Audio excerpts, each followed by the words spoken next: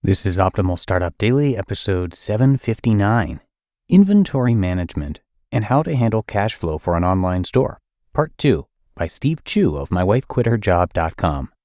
And I'm Dan, I am your host and narrator, and I'm with you every single day reading to you from some great blogs on entrepreneurship. And if you were with me yesterday, you know that it was a cliffhanger, part 1 of 2. So if you haven't heard part 1 yet, I would recommend going back to episode 758 first. But if you're all caught up, let's hear part 2 now from Steve as we optimize your life. Inventory Management and How to Handle Cash Flow for an Online Store, Part 2, by Steve Chou of mywifequitherjob.com. Lesson number 4. Don't rely on Amazon as your only sales channel. Besides worrying about taxes, there's also a lot of risk if you rely on Amazon as your only channel. In our previous example, we decided to invest $200K on inventory based on Amazon's current sales projections. Our products are flying off the shelves, and we don't want to run out. But let's say that we run out of inventory well before the next shipment arrives. Well, guess what? Our sales rank on Amazon will tank. And even though we have $200K in inventory on its way, there's no guarantee that our sales velocity will recover. In fact, this has happened to many of my colleagues. They place a large order based on current projections, only to find that sales have tanked and are slow to recover by the time they've received their inventory. Even worse, I've had friends who have gotten their listings or accounts banned after placing huge orders with their vendors. All it takes is one accidental bad batch of goods and a small string of negative feedback to put your listing in danger. And guess what? You're if you don't have another platform to sell your goods. This is why having your own web property is so important. In fact, I would not be as confident placing large orders with my vendors if I didn't make the majority of sales on my own site. After all, no one can ban me, and my sales are very predictable from year to year. And lesson number 5, be conscious of your growth.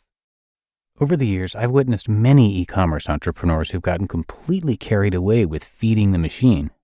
And here's the thing, when you're making sales at an exponential rate, you need to dig deep and remember why you started your business in the first place. Was it to improve your lifestyle? Or was it to rip your hair out and lose sleep investing large sums of money on inventory? Do you value your free time? And is growing exponentially worth the monetary risk?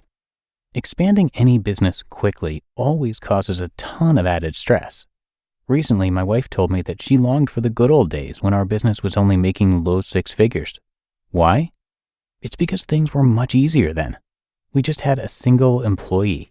Inventory costs were low. We didn't have much overhead and everything was pretty chill. And most importantly, we were already making enough money to fund our lifestyle. But the problem was that we never saw eye to eye on this. I always wanted to expand.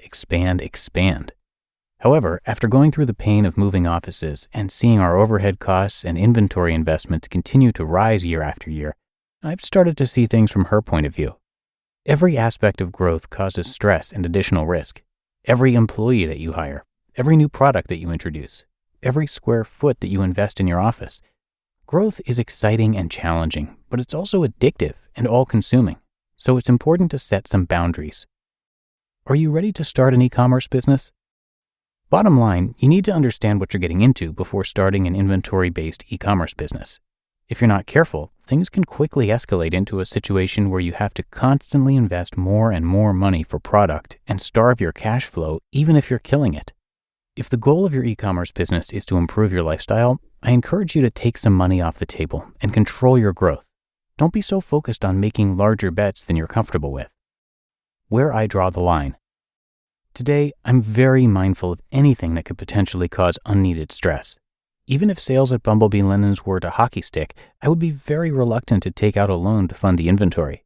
I have no desire to scale the number of employees we have. In fact, I'm currently working on ways to reduce headcount by leveraging our manufacturers to do more of the heavy lifting. Instead of increasing the number of SKUs that we carry, I'm looking to drop the slow movers and focus on the winners. In a nutshell, I'm spending my time on activities that make life easier, even if it's at the expense of short-term revenue growth. I know some of you are shaking your heads at these statements. After all, isn't the goal of a business to expand and take over the world?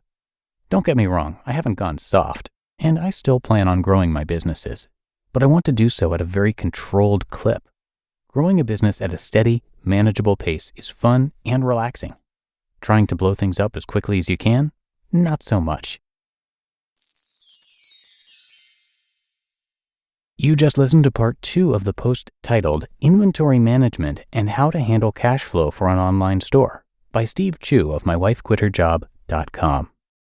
And thanks again to Steve. One thing I didn't mention yesterday is that he also started his own podcast. It is called the My Wife Quit Her Job Podcast with Steve Chou, and it's all about entrepreneurs who quit their jobs to start successful online businesses, just like Steve and his wife did.